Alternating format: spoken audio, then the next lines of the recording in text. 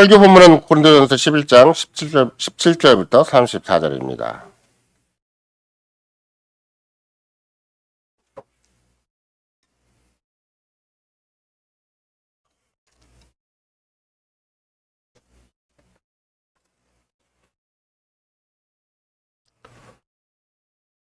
고린도전서 11장 17절입니다. 내가 명하는 이 일에 너희를 칭찬하지 아니하나니 이는 저희의 모임이 유익이 못되고 도리어 해로움이라. 저처럼 너희가 교회 모일 때 너희 중에 분쟁이 있다함을 듣고 대강 믿노니 너희 중에 편당이 있어야 너희 중에 옳다 인정을 받는 자들이 나타나게 되리라. 그런즉 너희가 함께 모여서 성찬을 먹을 수 없으니 이는 먹을 때 각각 자기의 만찬을 먼저 갖다 먹으므로 어떤 이는 시장하고 어떤 이는 취함이라. 너희가 먹고 마실 집이 없느냐? 너희가 하나님의 교회를 업신여기고 빈궁한 자들을 부끄럽게 하느냐? 내가 너희에게 무슨 말을 하랴? 너희를 칭찬하랴? 이것으로 칭찬하지 않노라. 내가 너희에게 전한 것은 주께 받은 것이니 곧 주 예수께서 잡히시던 밤에 떡을 가지사 축사하시고 떼어 가라사대 이것은 너희를 위하는 내 몸이니 이것을 행하여 너를 기념하라 하시고 식후에 또한 이와 같이 잔을 가지시고 가라사대 이 잔은 내 피로 세운 새 언약이니 이것을 행하여 마실 때마다 나를 기념하라 하셨으니 너희가 이 떡을 먹으며 이 잔을 마실 때마다 주의 죽으심을 오실 때까지 전하는 것이니라. 그러므로 누구든지 주의 떡이나 잔을 합당치 않게 먹고 마시는 자는 주의 몸과 피를 범하는 죄가 있느니라. 사람이 자기를 살피고 그 후에야 이 떡을 먹고 이 잔을 마실지니 주의 몸을 분별치 못하고 먹고 마시는 자는 자기의 죄를 먹고 마시는 것이니라. 이러므로 너희 중에 약한 자와 병든 자가 많고 잠자는 자도 적지 아니하니 우리가 우리를 살폈으면 판단을 받지 아니하려니와 우리가 판단을 받는 것은 주께 징계를 받는 것이니 이는 우리로 세상과 함께 지정함을 받지 않게 하려 하심이라. 그런즉 내 형제들아 먹으러 모일 때 서로 기다리라. 만일 누구든지 시장하거든 집에서 먹을지니 이는 너희의 판단받는 모임이 되지 않게 하려 함이라. 그 남은 것은 내가 언제든지 갈 때 규정하리라.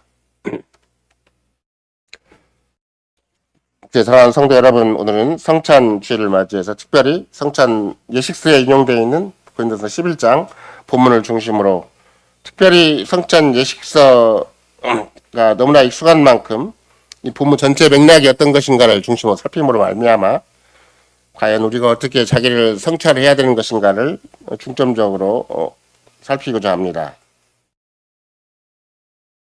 이 당시 우리는 대부분 성찬 예식서 자체는 내가 너희에게 전한 것은 약 23절부터 시작을 하잖아요.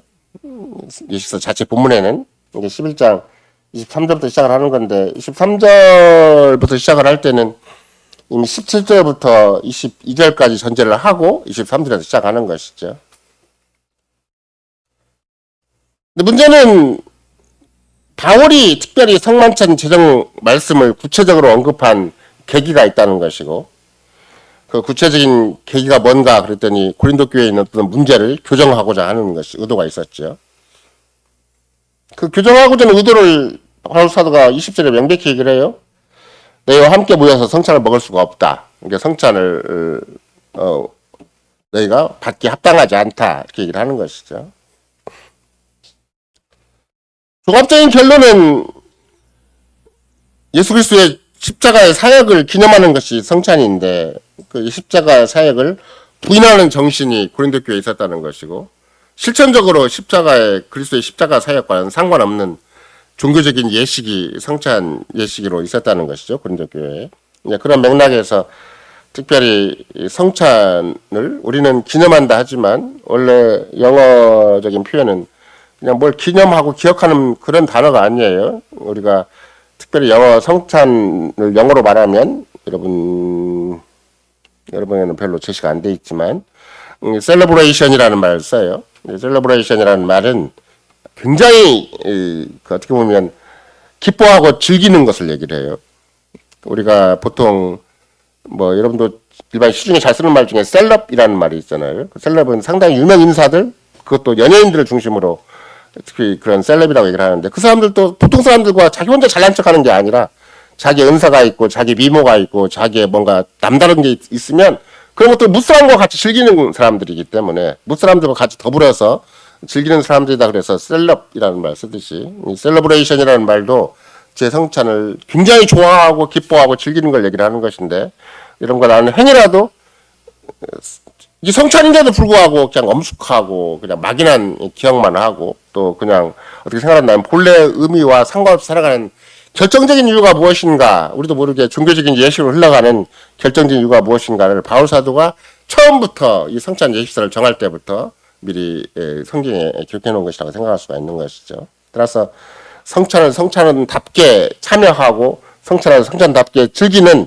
가장 중요한 태도가 무엇인가를 오늘은 살피고자 하는 것인데, 따라서 참된 성찬 참여는 무엇인가, 십자가에 드러내신 예수의 자기 비움이라는 그런 동일한 정신이 있어야 된다라는 큰 주제 하에 바울이 글을 쓰도록 했던 상황은, 고린도교의 상황은 어떤 것이고 또 글의 내용은 어떤 것이고 그에 따른 결론은 무엇인가를 소주제 삼아서 특별히 고린도전서 11장의 복음을 듣기로 하겠습니다.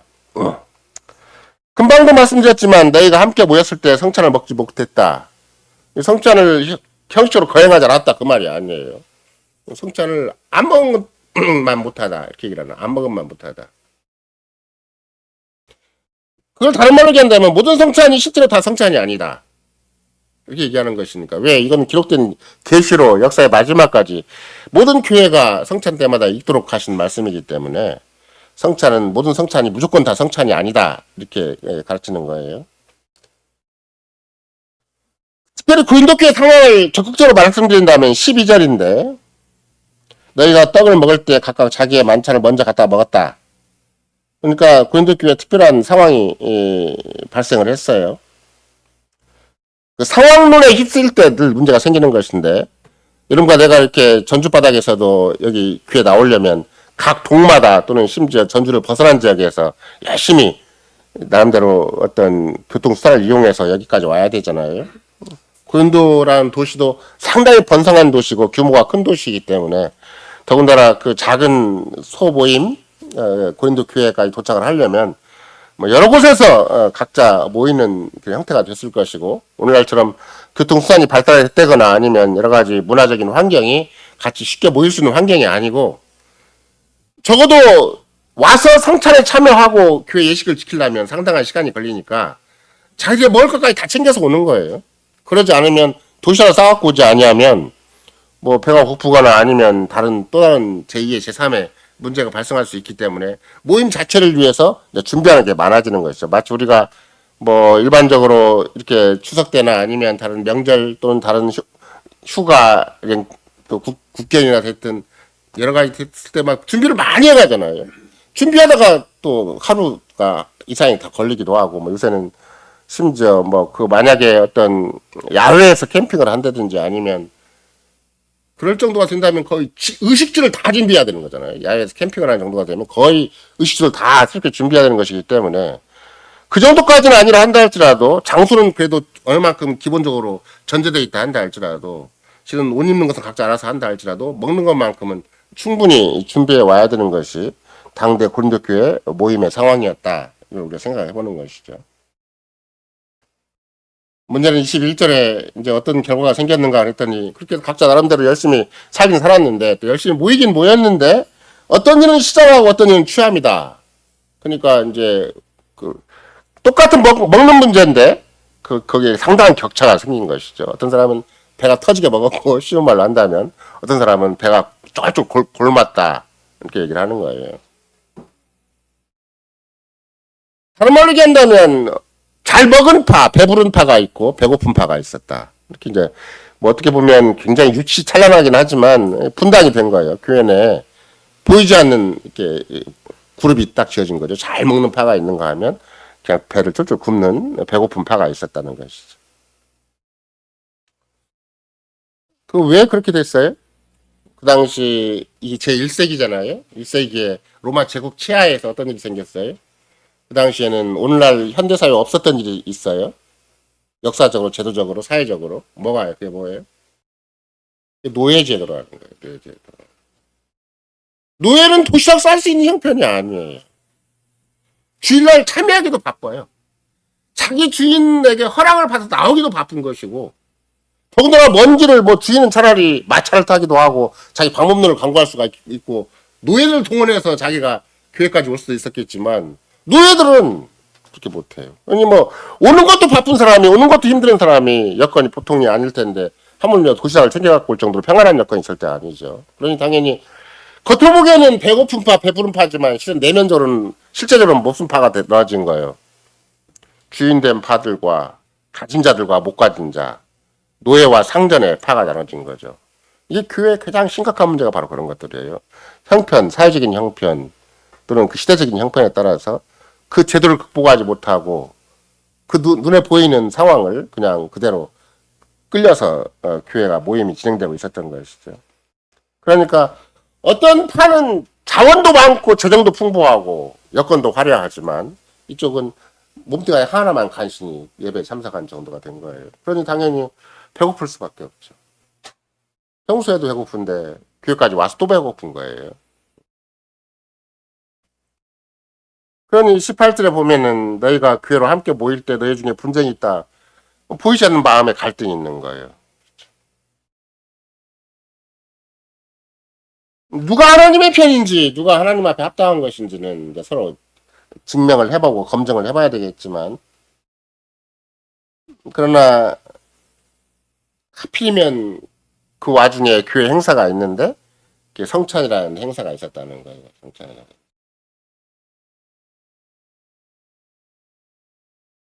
근데 이제 바울 사도가 그 현상을 딱 바라보고 뭐 바울 사도가 뭐 내면을 깊이 취재하고 뭐 심층 분석을 하고 막 이런 게 아니에요.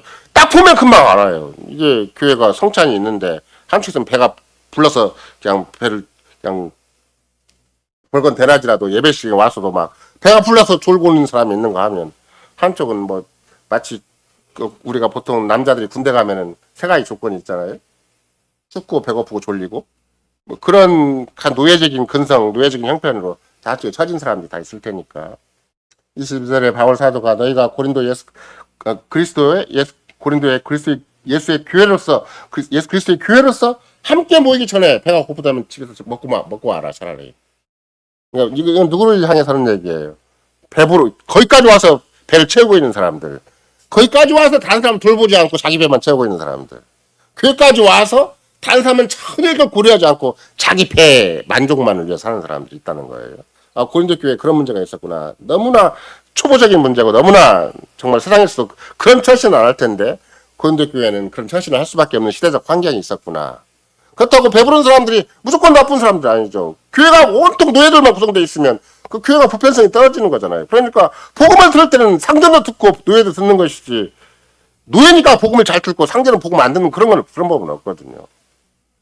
우리나라 같은 경우는 되게 가난한 사람들이 복음을 받기 시작을 했지만 일본 같은 나라는 되게 상전들이 복음을 받기 시작을 했죠. 근데 문제는 그들이 사회적인 체면 때문에 더 이상 복음을 증거하지 않고 간증만 하고 있었다는 게 문제가 되는 것이고 왜냐하면 사회적 신분을 유지하고 또 예수를 믿어야 되니까 일본 사람들은 그게 잘 안 되는 거죠. 그러니까 복음이 늘 약화되어 있지만 우리나라 같은 경우는 저소득층 가장 천민이나 서민 측에서 복음이 그러니까 뭐 사정없이 확산되는 거예요. 그래서 우리나라가 숫자가 많은 것이 생각보다는 하층 계급에서 복음이 전파됐기 때문에 숫자가 많아진 것도 없지 않아 있는 것이죠. 근데 고린도 교회는 그렇게 뭔가 기득권층이라고 할 만한 제도권에서 뭔가 그나마도 먹고 살 만한 그런 조건에 있는 사람들이 있는가 하면 그 당시 시대적 여건으로 본다 할지라도 그 몸뚱아리 하나 관리하기도 어렵고 자기 인생 하나 관리하기 어려운 노예 계층의 사람도 있었다. 이를 의할 수가 있는 것이고 근데 바울 사도는 그러니까 너희 배부른 자들이 교회까지 와서 행세하지 하려고 하지만 교회는 그런 곳이 아니니까 행여라도 네가 배가 고파서 가장 기본적인 육신의 문제를 해결 못한다면 집에서 먹고 오고 그 배부른 사람들 거기 와서 막 잔치를 벌이고 있는 사람들 얘기하는 거 그것도 막 와서 먹으려니까 얼마나 종들이 와서 또 섬겨야 될 거 아니에요. 종들은 그들이 먹는 걸 또 옆에 공개를 해줘야 자기들은 상전을 먹을 거 아니에요. 그러면 종들은 먹는 걸 공개해주고 자기는 이쪽에 가서 따로 배를 곪고 있어야 되고 이런 사정이 생기니까 우리가 생각을 해봐도 참 저게 교회인가 싶을 정도로 그런 모습이 거기에 그대로 노출되고 있는데 하필이면 성찬 때도 이제 그런 일이 생긴 것이죠. 물론 바울 사도가 성찬을 집례했을 그런 경우가 되기 때문에 그 문제를 더 여실하게 더 분명하게 확인했을 가능성이 참 많이 있는 것인데 너희가 하나님의 교회를 업신여기고 빈궁한 자를 부끄럽게 하느냐. 하나님의 교회를 업신여긴 행위. 너희가 빈궁한 자를 부끄럽게 한 것, 노예를 홀로 소홀하게 대한 거, 한 교회 내에서 배고픈 사람이 있고 배고픈 사람한테 전혀 관심이 없는 것, 자기 배만 채우는 것이 하나님의 교회를 업신여기는 행위다. 하나님의 교회는 그런 것이 아니다. 적어도 빈부격차를 과시하는 곳, 빈부격차를 내세우는 곳, 돈 많고 없는 것을 은근히 내세워서 자기 처신하는 것은 하나님의 교회를 업신여기는 행위 같아요. 헤어도 여러분과 제가 조금이라도 월급이 좀 안정적이고 또 그런 것 때문에 날 핸드투마우스 해가지고 먹고 사는 것이 나쁜파리처럼 쉽지 않은 사람들이 쉽게 여기는 것은 아주 악한 짓이에요. 왜? 하나님의 교회를 업신여기는 행위이기 때문에. 똑같아. 나는 옷 좀 번들하게 입고 좋은 직장 하나 가지고 월급 제대로 받고 있으니까 괜찮은 인생이고, 너희들은 날 그냥 예수 믿는 날은 핑계대고 직장도 제대로 못 잡고 쩔쩔매고 살아가니까 그건 좀 별로 인정받지 못할 만한 인생이고, 그렇게 함부로 생각하면 절대 안 돼요. 하나님 교회는 하나님 친히 공급하시고 하나님 친히 세우시고 하나님 친히 붙드시고 하나님 친히 인도하시는 것이지, 사람의 조건에 따라서 월급 통장에 든든하기 때문에 그 사람은 괜찮은 인생이고, 그렇지 않은 그 월급을 제대로 못 받고 날 들쑥날쑥하는 그런 사람들은 하나님의 교회 교인으로서의 부적합한 존재인가? 절대 그런 건 아니에요. 교회가 재정적으로 생각을 한다면 안정적인 것은 월급 통장을 잘 가진 사람이 많이 모이면 교회가 안정적이 되겠죠. 그렇게 교회를 운영했다가는 교회는 망하는 거예요. 세상과 다른 바랄바가면 조직이 되기 때문에. 그래서 하나님의 교회를 업신여기고 빈궁한 자를 부끄럽게 하면 절대 안 된다. 이게 앞에 뒤에 말이 똑같은 말이에요. 하나님의 교회를 업신여기는 행위나 빈궁한 자를 부끄럽게 하는 행위. 이런 거 제가 돈이 없다고, 또 세상에서 월급을 제대로 못 받는다고, 조금 직업이 불안정하다고, 또는 직업이 없어갖고 늘 핸드투마우스 한다고, 제가 핸드투마우스란 말이 뭔 말인가 아시죠? 그날 벌어서 그날 먹는다고 해서 절대 교회에서 함부로 생각하면 절대 안 돼요. 아무리 돈이 많고 월급이 보장되고 은퇴까지 연금을 받는다 할지라도 주님의 허락 안 하시면 아무 소용이 없어요. 그러나 아무리 핸드투마우스 그날보다 그날 먹는다 할지라도 주님 끝까지 보장해주면 그 사람은 아무리 작은 돈을 가지고 이런 양식을 가지고도 주의 뜻과 주의 나라와 주의 영광을 도모할 수가 있는 것이지, 돈이 많아도 그거 걱정한다고, 그거 채운이라고, 그거 계산하느라고 주의 뜻과 주의 나라와 주의 영광을 상관없이 사는 사람이 너무나 많고, 일용할 양식만 있어도 날마다 주의 뜻이 무엇인가, 주의 나라가 무엇인가, 주의 영광이 무엇인가 생각해서 사는 사람이 있을 수가 있는 것이고, 또 우리는 일용할 양식만 가지고도 충분히 할 수 있다고 주님이 기도하고 살라고 말씀해 주신 것이기 때문에, 세상에 돈에 의해서 재정적인 규모나 형편에 의해서 신자됨이 결정되지 않는다. 오히려 그건 거꾸로다. 그거는. 그것을 오히려 성령에서 깊이 깨달아야 되는 것이죠. 근데 고린도 교회 교인들은 결국은 이렇게 노예가 됐든 아니면 상정이 되었든 성찬을 즐겼다고 생각할지는 모르나, 성찬을 기념했다고 생각할지는 모르나, 바울 사도의 표현에 의한다면 너희는 성찬을 받은 것이 아니다, 성찬을 참여하고 즐긴 것이 아니다라고 단호하게 얘기를 한 것이죠. 왜? 겉으로는 뭐 어떤 행위였어요? 겉으로는 그 교회적인 문제로 본다면, 현상으로 본다면 어떤 문제예요? 빈부격차가 있는 거예요. 그냥 빈부격차가. 역사 전체가 빈부격차가 있는 거잖아요. 온 천하가 빈부격차가 있는 거잖아요. 빈부격차가 있는데 바울사들은 빈부격차가 문제가 아니다. 뭐가 문제다? 성찬을 못 받은 게 문제다. 하나님의 교회를 업신여긴 게 문제다. 그리스도 성찬을 무시한 게, 안 받은 게 문제다라고 딱 얘기해버리는 거잖아요. 그게 세상을 바라보는 눈하고 이 교회를 바라보는 눈하고 다른 거예요. 기독론에 의지해서 현상을 바라보는 거하고, 무조건 빈부격차는 당연한 것이고, 그야말로 뭐 어느 그룹에 비틀어질지 모르고 누가 돈 많이 벌지 모르니까 돈 많은 사람이 장땅이고 그게 힘이다, 그게 정의다라고 생각을 한다면 그건 악한 짓이에요. 왜? 하나님이 함부로 하나님을 업신여기는, 하나님 모독하는 그런 존재이기 때문에. 행여라도 월급 통장을 의지하고 돈을 의지하고 경제적인 규모를 의지하고 남들 재정적인 걸 의지한다면 그 사람은 참 악한 사람이에요. 빨리 회개하지 않으면 마지막 죽을 때 굉장히 고통스럽게 죽을 거예요. 아니면 지옥 가든지. 그건 단호하게 얘기해도 상관없어요. 여러분 다 알잖아요. 누가복음에, 똑같은 누가복음에 뭐라고 써있어요? 부자 나사로, 아니 반대로 거지 나사로가 있고 부자가 있잖아요. 나사로는 끝까지 거지지만 이름을 유지한 사람이에요. 하나님의 생명체에 기록된 사람이에요. 나사로니까. 근데 부자는 이름도 없이 사라져버렸어요. 같은 언약 백성인데. 호와 연락하고 옆에서 대문 앞에서 나사로가 침을 흘리고 헐대를 하락하면서 밥 한 끼 달라고 그러는데도 안 주고. 그러니까 부자는 지옥 가는 게 마땅해요. 이거는. 왜? 세상에서 잘 누릴 건 다 누렸으니까.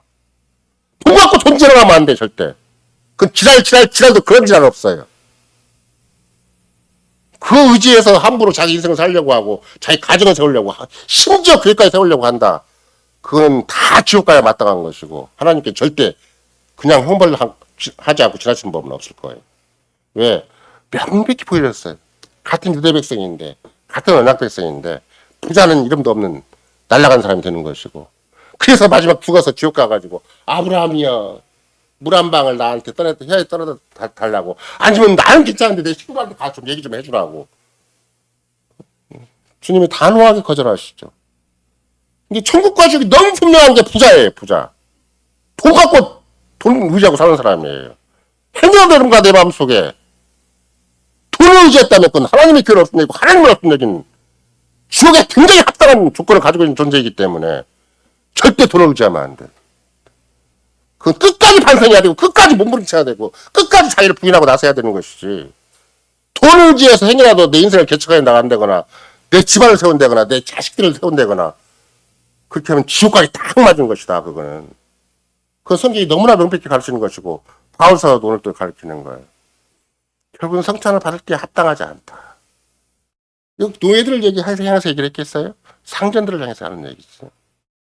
너희는 성찬을 즐긴 게 아니다. 넌 종교적인 행사를 한 것에 불과한 것이고 너희는 그리스도를 실천적으로 거부한 존재들이고 그리스도의 십자가를 거부한 존재들이다. 그리스도 십자가를 거부하면 뭐 그리스도인이야 그게? 그럴 리가 없는 것이죠. 우리는 자동적으로 세 달마다 한 번씩 이렇게 성찬 이렇게 차려놓고 성찬을 진행을 하잖아요. 바울 사도가 이렇게 강하게 얘기를 할 때 복잡 미묘하게 굉장히 심도 있게 얘기하는 게 아니에요. 굉장히 핵심적이고 본질적이고 간단 명료하게 얘기를 하는 것이지. 그럼 도대체 이 성찬의 본질이 무언가, 성찬의 핵심이 무언가, 성찬에 참여한 자로서의 기본 자세가 무엇인가, 어떻게 하면 성찬일 수가 있고 어떻게 하면 성찬을 받아도 성찬이 아닐 수가 있는 것인가. 이게 이제 고린도서 11장에서 얘기하는 거예요. 1차적인 것은 뭐다? 세상적인 관점에서 보면 절대 안 된다. 하물며 빈부의 격차적인 차원에서 바라보면 안 된다. 이런 것이죠. 무엇보다도 형제들이 함께 모였잖아요. 성찬을 받기 위해서 모였고 예배를 드리기 위해서 모였고 교회로 모였어요. 근데 교회라는 것은 그것이 아니고 하나님의 교회라는 건 절대 그런 것이 아니다. 빈부 격차에 의해서 좌지우지되는 것이 교회가 아니다. 그런 거예요. 행여라도 누군가가 돈 행사를 하면 그건 교회에서 출교돼도 마땅해요. 아무리 돈이 많아도 소용없어요. 하나님 나라를 업신여기고 하나님의 교회를 업신여기고 하나님을 함부로 생각하기 때문에. 제가 옛날에 그런 얘기 했었잖아요. 서울에 남포교회 당시 심호할 때 박영선 목사라는 양반이 이제 원 목사가 안식년을 가고 부목사님이 주로 예배를 진행할 1부, 2부, 3부를 진행할 때인데 이제 1부 순서가 끝난 다음 이제 3부 순서가 끝나고 나면 이 박 목사님의 체력이 늘 피장 마른 체력이기 때문에 1부, 2부, 3부를 끝나고 나면 몸이 만신창이가 돼요. 이 양반이. 아무리 운동도 좋아하고 재주가 있고 뭐 남다른 기계도 있다 한다 할지라도 더군다나 본인은 진짜 우리 쉬운 말로 하면 깡도 있어요. 해병대 출신이기 때문에. 그래서 오죽하면 믿음이라는 게 뭐냐 그러면 무릎이 닳고 팍팍 치다가 무릎이 닳고 뭐 여기 팔꿈치가 다 닳아도 혀에 힘을 줘서 가야 되는 것이 믿음이다. 그렇게 강조하는 사람이에요. 왜? 해병대를 겪어봤으니까. 내가 팍팍 안전포복 해갖고 기다기다 못해가지고 무릎도 다 빠져나가고 더 이상 뒷대가 없어도 혀에 힘을 줘서 가라 끝까지. 그게 믿는 거다. 그렇게 강조한 사람인데 3부 예배 끝나고 난 다음에 집사 한 사람이 찾아온 거예요. 막 빗대에 있는 부교역자가 제 친구가 막 온몸을 주물르고 있는데 찾아와서 목사님 신방 한 군데 가셔야 되겠는데요. 누군데요? 얼마나 급한데요? 그러니까 강남에 알부자가 있는데 예수만 믿으면 쫙이나. 우리 교회 형편이 지금 말이 아닌데 이거 잠깐 막 일을 벌려놓고 지금 더군다나 강남에 가장 노른자 땅에다가 땅을 사놓고는 이제 뭐 빚도 제대로 못 갚고 더군다나 그냥 한번 아파트 문 들으려고 그러면 거기에 맨 처음에 교회 시작할 때도 홍정길 목사님하고 정봉석 장로라고 그 당시 사업하시는 분이 고무신 끝까지 신고는 막 아파트 문만 다 둘러도 다 문을 빽 닫아버리고 문 열어주지도 않고 그런 자리에서 교회를 차근차근 해가지고 지금 그나마라도 그런 규모의 교회를 키웠는데 더군다나 이제 이 집사는 생각할 때 자기가 남대로는 저 알부자만 자기가 잘하는 알부자만 정말 마음 심성도 착하고 막 예수 믿기 딱 좋은 사람 그 사람한테 복음만 전하면 우리 교회는 왔다다. 이 생각이 드니까 목사님한테 와서 얘기를 한 거예요. 그때 박 목사가 한 얘기가 뭐가 하나님의 창고에 부도가 났나. 집사님, 하나님의 창고에 부도가 났어요? 바울사도 말로 비면 뭐라고 하는 거예요? 왜 당신은 하나님의 교회를 없인 여깁니까? 하나님의 능력이 돈에 매이는 능력입니까? 돈 몇 푼에 하나님의 능력이 거기 왔다 갔다 합니까? 하나님의 교회가 돈 몇 푼에 왔다 갔다 합니까? 삼성으로도 현대로도 전 세계 최고의 록펠러로도 교회는 못 이루는 거예요. 록펠러가 엄청난 돈을 들여서 크리스탈 처치를 만들어놨지만 지금은 이미 가족한테 팔려버리고 말았잖아요. 목사도 없어지고 신자도 없어진 교회가 돼버리고 말았잖아요.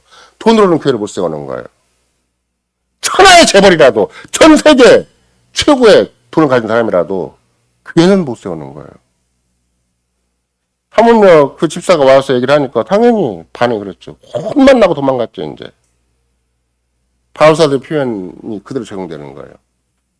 왜 빈궁한 자들을 부끄럽게 하는가라고 그런데 교회 형편 사정에 준해서 말씀드린 거지만 그러나 하나님의 교회를 업신여겼다. 하나님을 업신여긴 행위다. 그리스도의 십자가를 무시하는 행위고 그 십자가를 저버린 행위다. 성찬을 받았는데 받으나 마난 실천적으로 그리스도의 구속의 은혜를 거부한 죄가 더 무섭다라고 가르치는 것이죠. 따라서 누가복음 22장에서 이 성찬이 맨 처음에 마지막 유월절로 제정된 거잖아요. 왜냐하면 바울사도가 뭐라고 얘기했냐면 바울사도는 예수님의 제자들과 없었어요. 그때는 바울사도는 진짜 나쁜 놈이었잖아요. 아주 악한 사람이었죠. 마지막 유월절 때 바울사도는 거기 없었기 때문에 왜 하필 바울사도에 의해서 성찬 제정의 말씀 예수께서 그 고린도전서 11장에 올라가냐고. 여러분 그게 신기하지 않아요? 이왕이면 베드로 거기 참여한 베드로에 의해서 베드로 서에 누가복음 22장의 내용이 딱 실려가지고 그게 성찬 일세가 공포돼야 되는 건데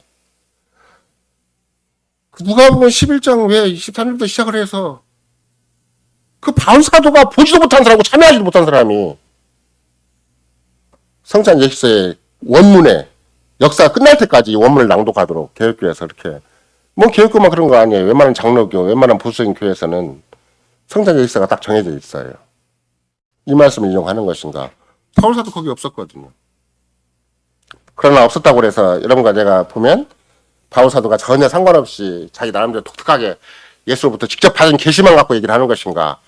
직접 계시를 받았다고 얘기를 해요. 그러나 계시를 받는 그건 막 계시만 받은 게 전부는 아니고 그 23절에 보면 그렇게 써있죠. 내가 너에게 전한 것은 직접 받은 것이다. 근데 받은 것을 가만히 보니까 뭐라고 써있냐면 주 예수께서 잡히시던 밤에 떡을 가지사 축사하시고 떼어 가라사대 이것은 너희를 위한 내 몸이니 이것을 행하여 나를 기념하라 하시고 식후에 이와 같이 잔을 가지시고 가라사대 이 잔한 내 뼈 세운 새한 작은 이것을 행하여 마실 때마다 나를 기념하라 하셨다. 너희가 이 떡을 먹으며 이 잔을 마실 때마다 주의 죽으심을 오실 때까지 전하는 것이다. 이 분위기가 있잖아요. 그 기본 배경과 그 주님의 사역의 앞뒤가 있어요. 6월절은 십자가를 눈앞에 두고 하시는 것이고 그 6월절 당장에 그 상에 누가 있어요? 유다가 참여를 했어요. 유다가. 배반자가 앞에 참여를 하고 있고 그 다음에 배반자가 아니라도 배반자에 의해서 결국은 예수님이 어디로 가는 것인가? 십자가로 가야 돼. 그러니까 그런 상황을 전제로 하고 이미 6월절 마지막 잔치가 벌어진 것이죠. 거기에서 성찬이 제정이 된 거예요. 한마디로 얘기하면 예수님은 배신당하는 자리에 지금 앉아 계시는 거예요. 그럼 유다만 배신했어요? 마지막 십자가 앞에서는 모든 제자들이 다 배신하고 도망가 버리잖아요.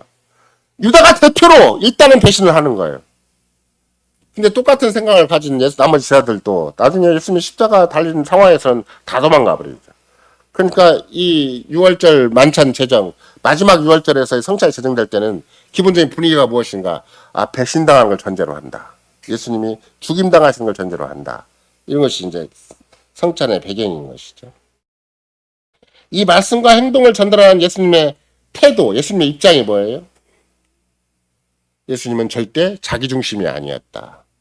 철저하게 하나님의 뜻이었고 자기를 부인한 자리였고 자기 희생하는 자리였다. 눈앞에 배반자가 있다 할지라도 당신은 당신의 죽으심을 지극히 당연시했고 그래서 그 죽으심을 눈앞에 두고 성찬을 제정하셨다. 이런 것이죠.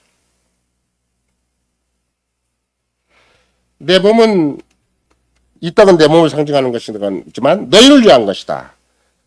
내 생명은 내 유익을 위해서 내어놓는다.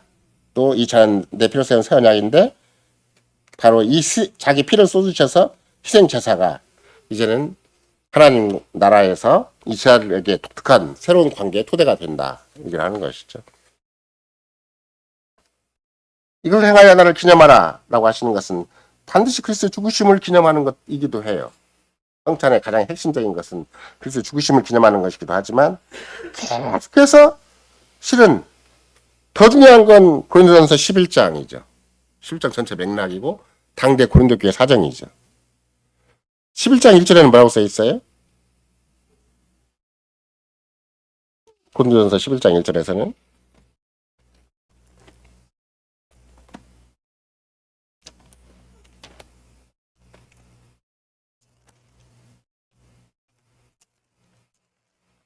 누구를 본받으라 그래?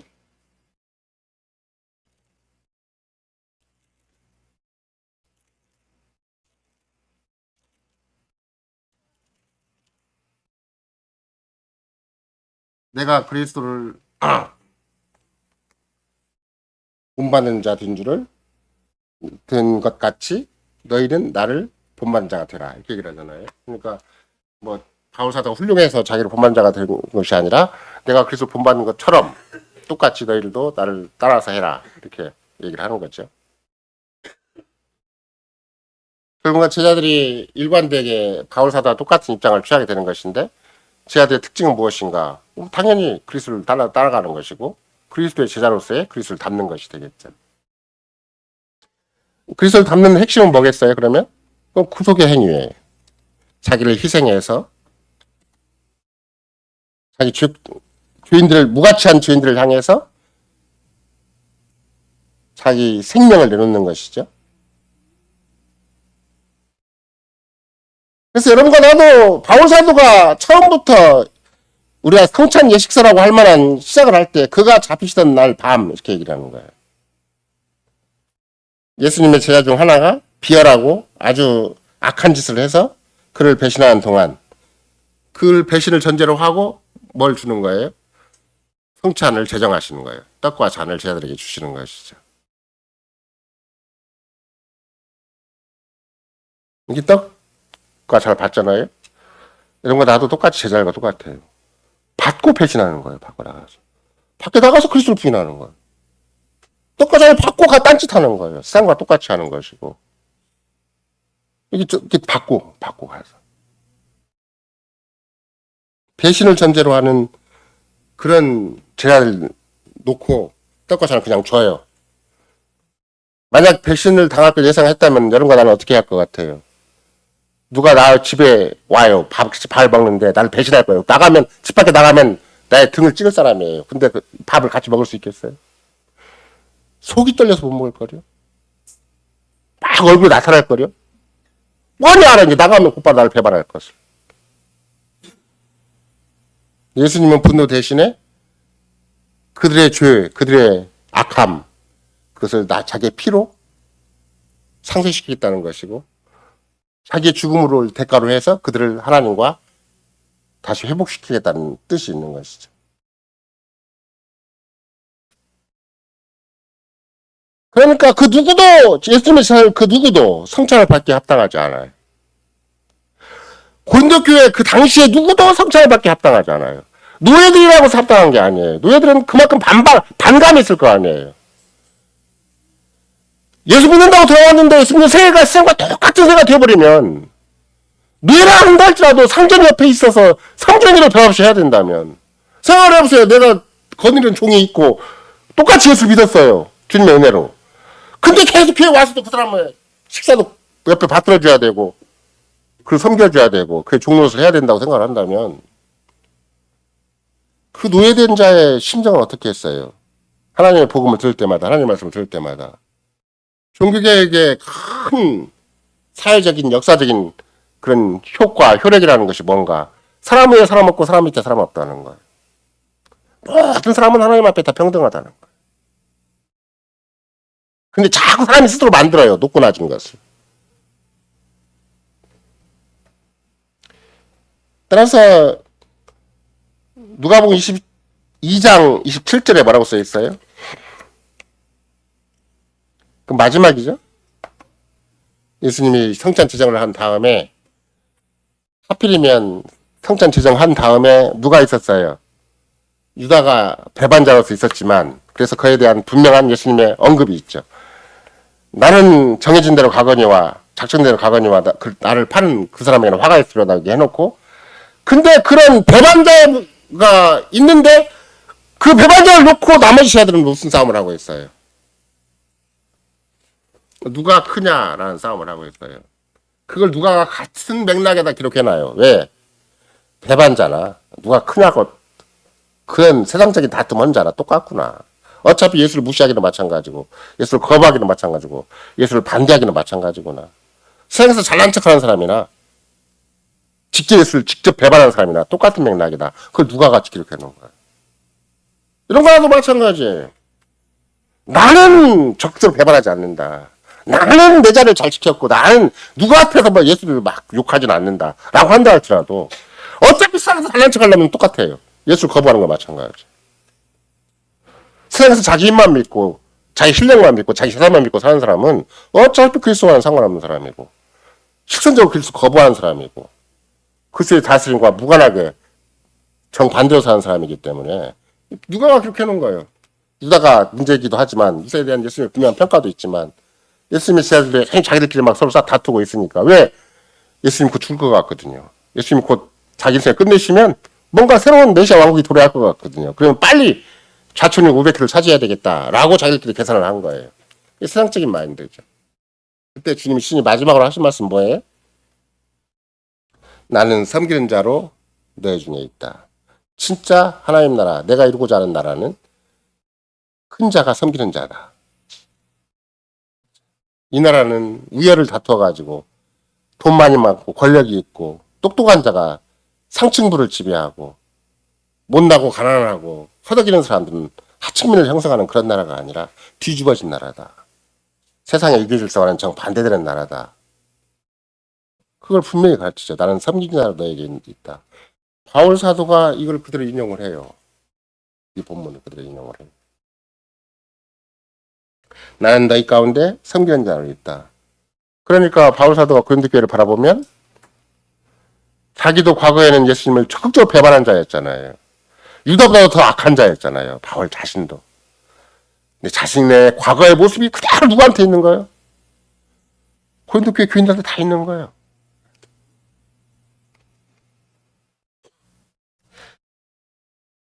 이런 분위기가 팽배한 여건에서는 절대 하나님의 교회는 아니다. 더군다나 성찬은 성찬이 아니다.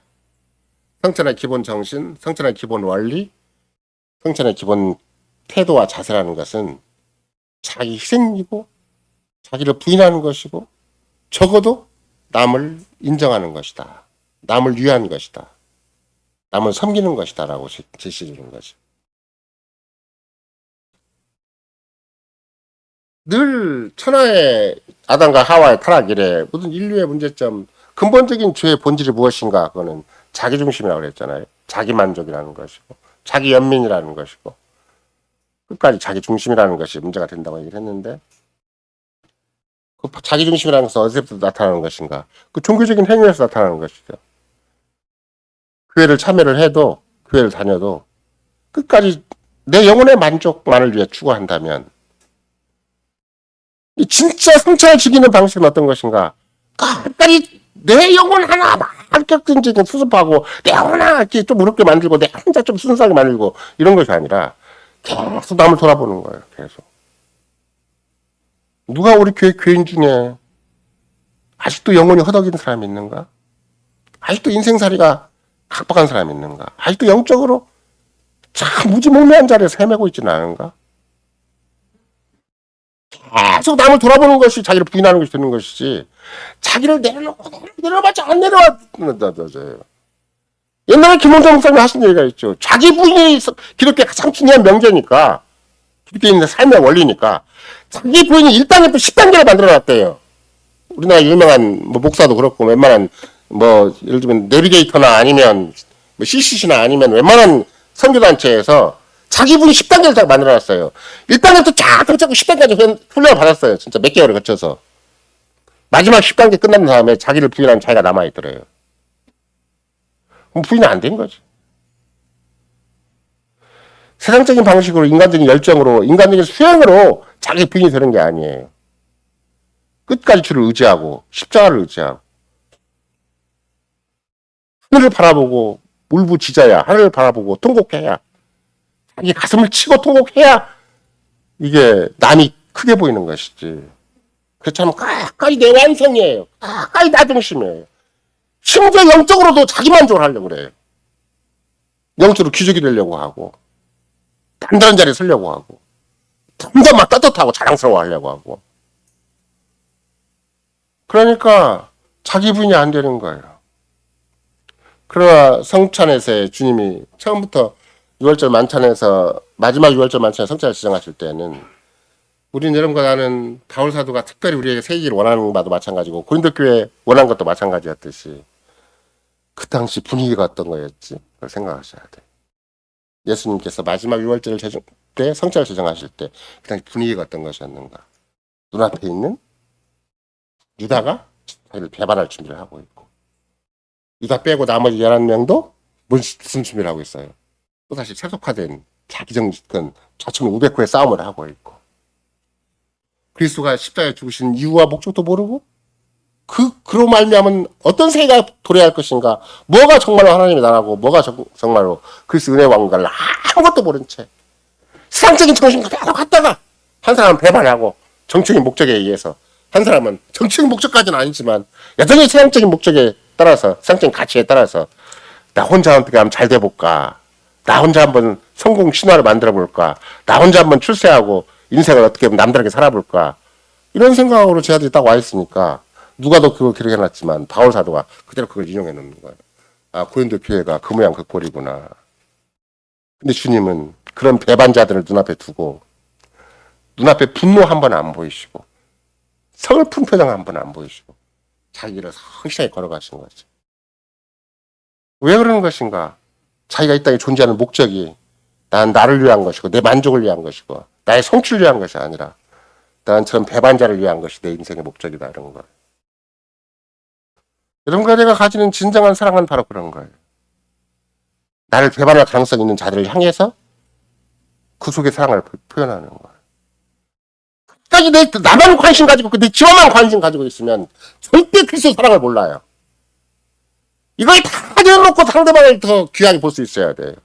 상대방을 더 크게 볼 수 있어야 되고 상대방을 위해서 내가 할 일이 무엇인가를 찾을 수가 있어야 이 진짜 사랑이 뭔지를 알고 자기 부인이 뭔지를 알고 자기 희생이 뭔지를 알고 아 이게 사랑이구나라는 걸 알게 되는 것이지. 그래서 막 자기는 막 주고받고 세상에서 막 그 어설픈 사랑 막 죽었다가 깨지고 막 밀고 땡기고 막 이런 거 갖고 사랑이라고 하지 말고 한 번이라도 자기 희생을 해보고 한 번이라도 자기를 부인을 해보고 한 번이라도 남을 위해 살아보면 아 이게 진짜 인생이구나. 그렇죠? 우리가 지금 계속해서 살던 참된 인생관이라는 것도 막 그런 거잖아요. 사랑이 없는 인생이 아니에요. 우리가 지금 하이델베르크 교문답 제2주를 들어왔죠? 그러면 우리가 이런 우리의 죄와 비참은 어디에서 합니까? 그럼 율법에서 알죠. 하나님은 율법 우리에게 무엇을 요구합니까? 주님이 신이 말씀하신 게 뭐예요? 마음과 뜻과 목숨과 힘을 다해 너희 하나님을 사랑하여라. 그러니까 사랑하지 않으면 사람이 아니에요. 이런 거 나도 마음과 뜻과 목숨과 힘을 다해서 주를 사랑하지 않으면 사람이 아닌 거예요. 자기는 막 사랑한다고 최신할수록 대만도 못한 짓을 하는 거예요. 심승만 못한 짓을 하는 거예요. 막 이제 결정적인 사랑을 미명을 사랑을 거울 뒤집어 쓰고 자기 욕심을 채우는 거예요. 그냥 악하지요 더. 짐승은 그렇게는 안 해요. 머리가 있으면 달아들고 그냥 치고받고 끝내버리지 자기를 숨기지는 않아요. 묘하게 처신하는 게 사람이에요. 사랑을 빙자해서 명분을 내세워서 자식 내세우고 부인 내세우고 남편 내세워가지고 엉덩이 자기 욕심 채우려고 하는 거예요. 그게 인간이죠. 근데 진짜 사랑은 그리스도적인 사랑은 그런 사랑이 아니에요. 남을 위해 살아보는 사람. 진짜 남을 위하는 사람. 인생이에요. 한 가지라도 나 말고 상대방을 위해서 마음 한번 써주고 말 한번 해주고 행동 한번 하는 거. 하나도 없게 살아보는 것이 진짜 사랑인 것이지. 자, 그건 내 중심에서 끌고 댕겨야만 그게 사랑이 아니에요. 그건 사랑을 빙자한 아주 이기적인 악한 모습인 것이. 너희가 26절에 뭐라고 써있냐면 너희가 이 떡을 먹으면 이 잔을 마실 때마다 주의 죽으심을 오실 때까지 전하는 것이니라 이런 표현을 쓰잖아요. 주의 죽으심을 오실 때까지 전하는 것인데 주의 죽으심이라는 것은 어떻게 전할 수 있는 것인가? 예수가 죽으셨어. 그래갖고 막 예수가 십자가 죽으셨으니까 우리가 지옥 간 거 천당 가는 거야. 뭐 이런 얘기 백날 해봐서 소용이 없어요. 주의 죽으심을 오실 때까지 전하는 건 그 전하는 배경이 있어요. 상대방이 내가 무가치한 내가 그의 죽으심으로 사정을 받았다면 나도 무가치한 사람을 향해서 나를 희생할 준비를 하는 거예요. 내 자신이 가치가 있고 내 주변 사람이 가치가 있다 그런 게 아니에요. 나를 반대하고 나를 욕하고 나와 상관없는 자기 나름대로 자기 욕심을 내어 살아가는 사람을 향해서 주님이 나에게 틀 주시면 끝까지 그 사람을 섬기는 준비를 딱 하는 거예요. 복음을 증거할 점 딱 하는 거고 그게 죽으심이 아니면 살 길이 없다고 딱 한마디를 하기 위해서 나머지를 잘해주는 거예요. 그 한마디 해주기 위해서. 너 예수 아니면 안 되라고 그 한마디 해주기 위해서 다른 걸 다 참아내는 거예요. 너 예수 없으면 너는 네 인생 끝이야. 그 말 한마디 해주기 위해서 나머지를 다 견디는 거예요. 온갖 모욕, 온갖 천대, 멸시, 천대를 다 견디고 마지막엔 네가 날 버리고 떠날는데 너 예수 끝까지 예수 믿어라. 나를 믿지도 못하지만 너는 예수를 믿어라. 예수 안 믿으면 너 큰일 난다. 그 한마디 해주기 위해서 나머지를 다 참는 거예요. 그게 진짜 자기 부인이고 자기 희생이고 그게 진짜 주님의 구속의 사랑을 내가 하는 것이지. 그런 것이 아니면 절대 그나마라도 그런 사랑이 우리 부모에게 있었고 그나마라도 그런 사랑이 세상 구석구석에 조금 간신히 남아있으니까 세상 사람들이 그나마 사랑을 크게 생각을 하는 것이지. 끝까지 남녀간에 이기적인 밀고 땡기는 사랑만 있으면 절대 세상에서 사랑을 크게 알지 않아요. 희생적인 사랑, 자기 부인의 사랑, 구속적인 사랑이 진짜 사랑인 것이다. 그냥 막연히 사람끼리 주고받는 사랑이 아니라 마음과 뜻과 목숨과 힘을 다해 주 하나님을 사랑하는 것이 진짜 사랑인 것이다. 이것을 일관되게 제공한 성경이 얘기하는 것이죠. 예를 들면 고린도 교회가 지금 고린도전서 11장이면 아마 AD 50년대 중후반 정도에 해당되는 거거든요.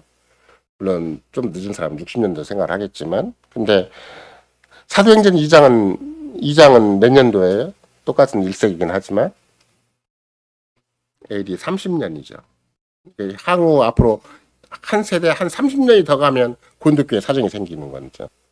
사도행전 2장에서는 뭐라고 그랬어요? 42절에 보면 저희가 사도의 가르침을 받아 서로 교제하고 떡을 떼며 기도하기를 전혀 힘쓰니라 그 얘기 해놓고 다시 45절에 자신들의 소유와 재산을 다 팔아서 필요한 사람에 나눠주었다. 46절에 그들은 집에서 떡을 떼며 기쁨과 순전한 마음으로 음식을 먹었다. 이런 초대교회적 상황하고 고린도교회 상황이 정반대 상황이 된 거예요. 똑같이 먹는 거예요. 똑같이 먹는 거. 똑같이 일상의 생활을 하는 거예요. 똑같은 일상의 생활에서 사도행 2장의 장면이 역사적으로 남아있고 고린도교회 11장의 장면이 남아있는 거죠. 떡을 함께 먹는 데는 어떻게 먹는 것인가? 여기도 떡을 떼며 기념하는 그 떡을 떼며 기쁨과 순전한 마음으로 음식을 먹었다고 할 때 이건 성찬을 얘기하는 거죠. 막연히 물론 성찬을 어떻게 먹는가에 따라서 다른 식사도 더 그렇게 하는 거예요.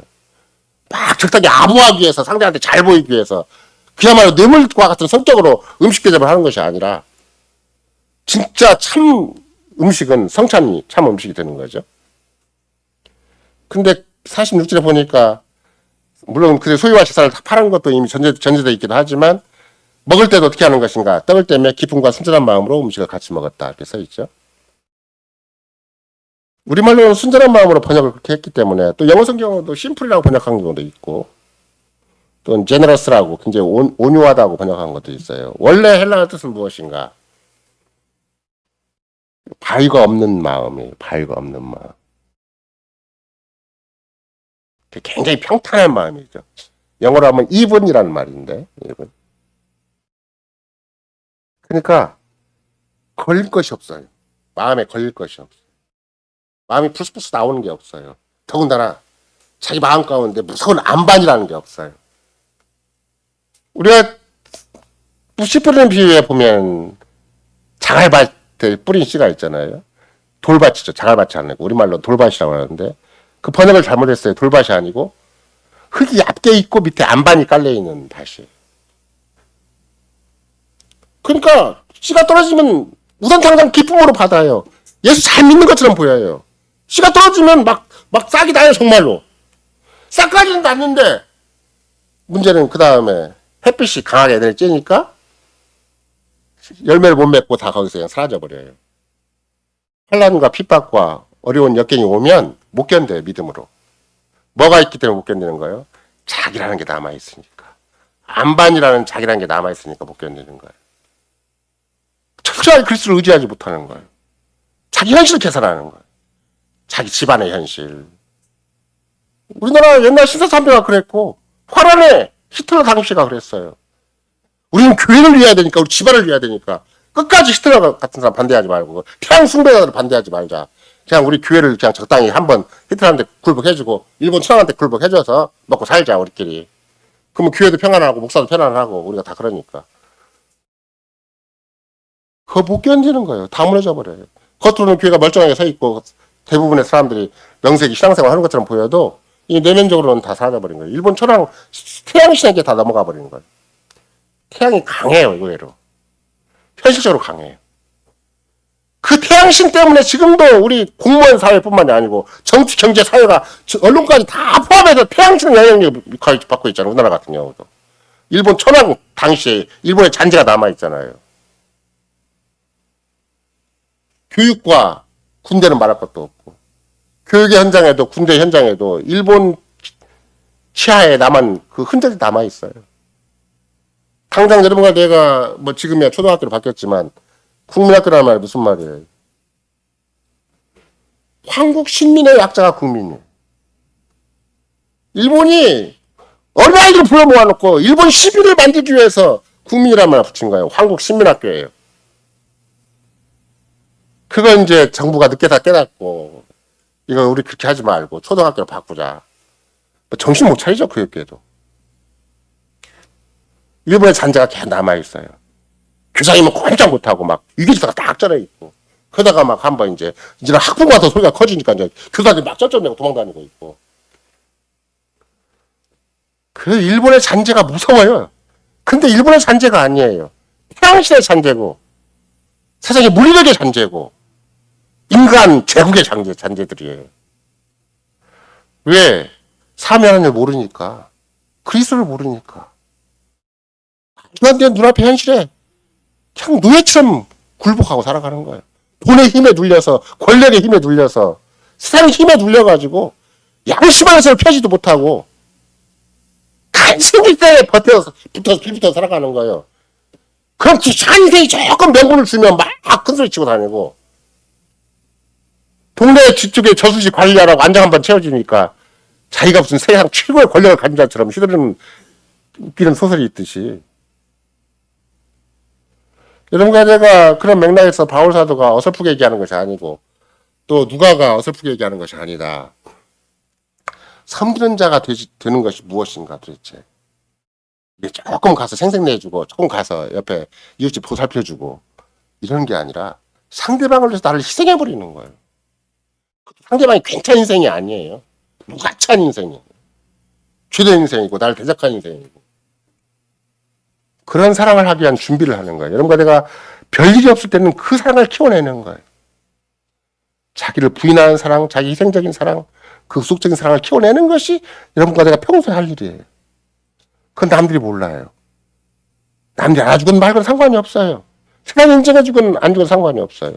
그 위대한 사랑을 키워내는 거예요. 결정적인 때 주를 위해 내가 살고 죽는다. 이렇게. 너희가 함께 모일 때 성찬을 먹는 것이 아니에요. 사도행전 2장에 보면은 어떻게 그럴 수가 있는가 싶을 정도로 오죽하면 공산당들이 사도행전 2장을 인용을 해서 공산당의 근원이 거기에 있다라고 주장을 하겠어요. 우리가 보통 유무상통이라는 말을 쓰는 거죠. 있는 거 없는 거 다 팔아내놓는 거예요. 세상에는 지혜로운 사람이 굉장히 많아요. 남에다 먹을 걸 주지 말고 낚시하는 법을 가르쳐줘라는 쓸데없는 소리도 하는 사람도 많고 당장은 교회가 서가지고 계속 의지에서 온 사람들이 뭐 하루 새끼가 급한데 거기다가 뭐 지갑 훈련을 시키고 무슨 지갑 여권을 만들어주고 그런 시대적 형편이 아니잖아요. 그러니까 집 팔아서 먹는 것도 다 써버리는 거. 왜? 주께서 그렇게 쓰시면 되는 거니까. 내가 꼭 직업을 마련해줘야 되고 생활을 유지하는 법을 가르쳐주는 그런 발견을 내야 되는 것이 아니라 당장은 교회가 필요하니까 집을 팔아서도 그 집 팔았으니까 뭐 하는 것인가? 집 팔았으니까 교회 건물 든든히 세워주고 무슨 목사 월급 잘 주고 뭐 교회 지금 체계를 만드는 거 아니에요. 날마다 새끼 감당하는 거예요. 날마다 새끼를 감당하는데 그 집 팔아도 되냐고 그게. 웬만한 사람이 몇 집 팔아도 안 되죠 그거는. 왜? 기본이 3,000명이니까. 근데 초대교회는 그렇게 했어요. 그러니 그 사람들 마음에 뭐가 없어요. 남을 탓하는 마음, 자기 안에 굴곡진 마음, 무슨 이상한 계산하는 마음, 막 이해태산의 밝은 심정, 아무것도 없어요. 주를 위해 모든 걸 다 바친다. 이 형제들을 위해서 모든 걸 다 바친다. 그게 순전한 마음이에요. 그것도 그냥 하는 게 아니에요. 그 앞에 형용사가 하나 더 붙어 있어요. 뭐라고 붙어 있어요? 형용사 하나 더 붙어 있죠. 46절에. 순전한 마음 바로 앞에. 기쁨으로. 우리말로는 기쁨이라고 돼 있잖아요. 이 기쁨은 또 헬라가 틀려요. 그야말로 우리가 보통 얘기하는 열광을 하는 거예요. 너무 좋아하는 거예요. 단순히 미소 짓는 게 아니에요. 기뻐하는 거예요. 거기다 자기 기쁨에다가 구원받은 기쁨에다가 이 새로운 세계에 대한 기쁨에다가 주님이 신이 왕이 되신다는 데 대한 기쁨에 자기를 다 표현해버리는 거예요. 난 이거 이제 오늘 살아도 죽어도 상관없다. 이런 정도의 기쁨이에요. 그러니까 계산이 없어요. 이해타산이 없어요. 그게 순전한 마음, 그게 단순한 마음이에요. 우리말로는 순전하고 번역한 건 다 틀린 말은 아니에요. 다 이거 계산하고 저거 계산하고 집안 계산하고 형제 계산하고 막 내 미래 계산하고 통장 계산하고 막 집안 재산 얼마 그런 거 하나 없어요. 있으면 있는데 다 맞춰버려요. 기어코 그 초대교회를 완성을 시켰어요. 그걸 세상은 인정해주지 않겠지만 그 다음 세상은 그냥 흔적도 살았었겠지만 주님은 역사적으로 인정해 주시고 주님은 그걸 기반으로 해서 주님의 그 역사를 찬란하게 운영해 나가시는 거예요. 근데 그것이 어디서 막혔는가? 그분들께서 막힌 거예요. 똑같은 여건인데 똑같은 경제적인 여건이고 똑같은 빈부의 격차가 있고 똑같은 먹고 사는 문제인데 그분들께서 막힌 거예요. 그래서 성찬을 통해서 이걸 극복하라고 바울 사도가 그걸 전제로 한 성찬을 제정해 놓은 거예요. 왜 성찬을 우리 함부로 참여하면 안 되는 것인가? 남을 생각하지 않고 내 혼자만 유익 얻겠다고 하면 참여하면 안 돼요. 내 혼자 복 받고 내 혼자 뭐 영적인 유익 받고 내 혼자 무슨 주님 앞에서 무슨 남다르게 주님 앞에 가까이 나가는 것처럼 처신하면 안 된다고. 도대체 나 어떤 준비를 하고 있는가 내 인생을. 정말 주님의 나라를 위해 살고 있고 주님의 뜻과 영광을 위해 살고 있는가. 살고자 작정을 하는 것인가. 내가 정말로 구속에 대해서 감사하고 살고 있는 것인가. 내가 정말 그리스도인인가. 정말 내가 남을 위해서 또 뭔가라도 기여를 할 수 있는 사람인가. 주께 나를 쓰시기만 한다면 나같이 아무것도 없는 자를 주님이 쓰시겠는가. 주님 저를 부근히 여기셔서 나같이 세상 형편없는 인간이라도 주님 써주십시오 라고 갈구하는 마음인가. 아니면 빳빳해갖고 내 돈 자랑하고 있고 내 지식 자랑하고 있고 세상 자랑하고 있고 나 같은 것 은근히 누가 안 알아주나고 과시하는 사람인 것인가. 바울 사도가 성찬을 제정한 배경이 굉장히 중요해요. 물론 주님이 친히 누가복음 20장에서 6월절 만찬시에 성찬을 제정한 것도 너무 중요하지만 바울 사도가 고린도 상황을 전제로 하고 성찬을 제정했다. 그것을 역사적인 계획교회에서는 바울 사도의 성찬 제정의 표현을 성찬 예식문에 실어서 역사가 끝날 때까지 낭독을 한다. 그러면 23절부터만 낭독할 것이 아니라 우리는 고린도서 11장 전체가 우리의 것이다. 그 전제 분위기라는 것이 얼마나 중요한 것인가. 고린도 교회가 얼마만큼 성찬을 종교적인 예식으로만 받고 정신도 없고 어떤 믿음도 없고 어떤 사랑도 없고 어떤 자기 희생도 없고 자기 부인도 없는 진짜 그리스도의 십자가를 말로만 인정을 하지 입으로만 자랑하지 실천적으로 아무것도 인정하지 않는 하나님의 교회를 업신여기고 하나님 나라를 업신여기는 그리스도를 업신여기는 그런 삶을 사는 자들이 너희가.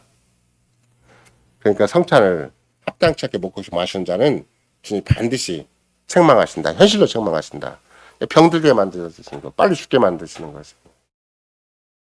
교회가 교회답지 못하게 자꾸 이제 문제가 자꾸 발생을 하는 거죠.